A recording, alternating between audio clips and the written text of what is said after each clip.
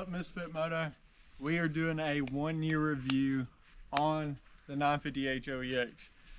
With that being said, there are a few things that I don't like about it, but 90% of the machine I'm happy with. Right out of the gate, of course, CFMOTO, they call it Chinese crap. So we've been riding Chinese crap for 1 year and showing up a lot of people on the trails. This machine, wheeled it about 6 months on factory stocks.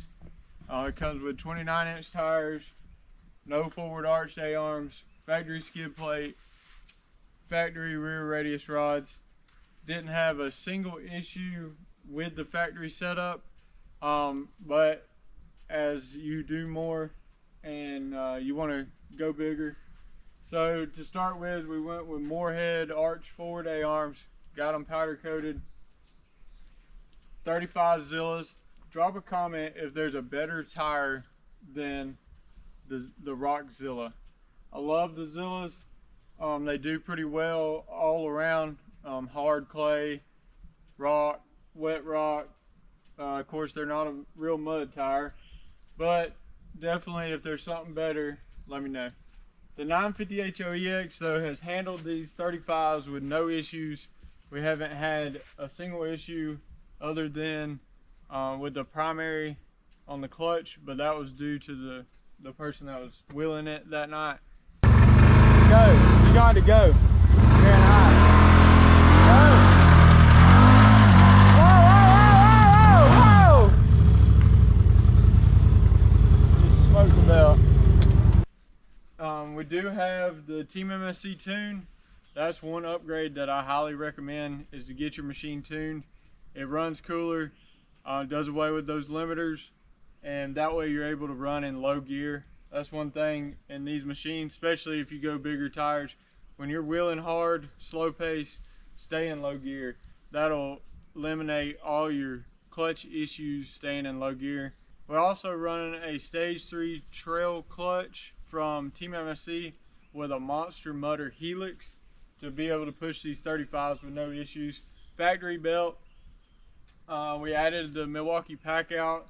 That's one thing that I don't like on these HOEXs is the rear of the machine. They call them the turbo launchers. I feel like CFMOTO could have done a better job as far as finishing out the back of the machine. There's no storage, so we did a Milwaukee pack out, and it's really been useful and easy to take off if you're going to leave your machine somewhere overnight. And then as far as that, we haven't had any issues, not one time. Of course, we voided all the factory warranty as we built the machine, but it had never been back to the factory. We did our own services.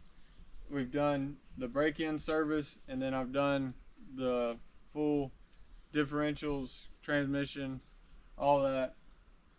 And we put the Team MSC skid plate on it, and I highly recommend upgrading your skid plate, especially if you're staying on like those 29 more stock style setup, because the roots and the rocks, that factory skid plate's really thin. And I'll have a video coming out showing you the difference in the Team MSC skid plate and the factory skid plate. Also, early on, when the machine was stock, we were at bogs, and we got down in some trails and got up on a stump and ripped the little factory plastic skid plate bumper off the front. So we upgraded to a Super ATV metal one, and we haven't had any issues.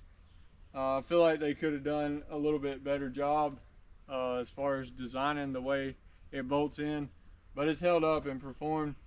The CFMOTO one's nice, and then the Team MSC skid plate has one where if you're still factory up front with no bumper, nothing, that plastic skid plate actually bolts in front of the winch and rolls underneath it. So that being said, I highly recommend the 950 HOEX. Love the machine.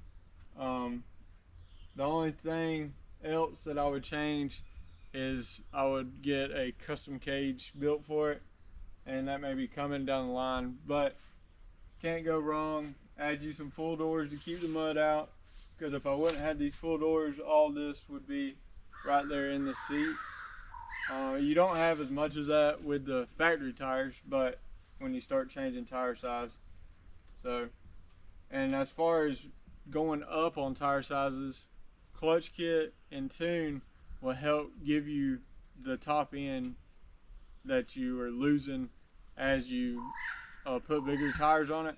I think I can still run around 60 mile an hour in this machine and 29 or so in low gear. So this machine's been to Tennessee. We've been to bogs on it.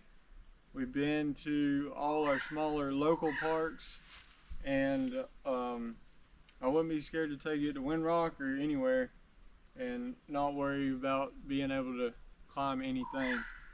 So that being said, I highly recommend the CFMOTO lineup, and definitely if you want a 950 HOEX, you better get looking, because 2025 they're no longer in production, and the aftermarket has really stepped up for the CFMOTO lineup, and that's helping with everything. I mean, when CFMOTO first come out, you have no aftermarket support. It's harder to sell machines if you can't get forward arch A-arms, get clutch kits, get tunes, be able to put bigger tires on it like you can with, say, Polaris or Can-Am. And what CFMOTO has coming out for 2025, I'm excited to get one, but the HOEX is not going to be leaving. I like it, and we appreciate y'all. It's been a great year here on YouTube, first year with CFMOTO. So definitely give us a like and share, comment what you think about the 950 HOEX. I know it's been out for a while, but we've had ours for a year. So thanks for watching. Subscribe, look for us at an event near you, and comment what events we're missing and where we need to be. Next 2025, look for us at Southern Bounty Series events. We'll be there.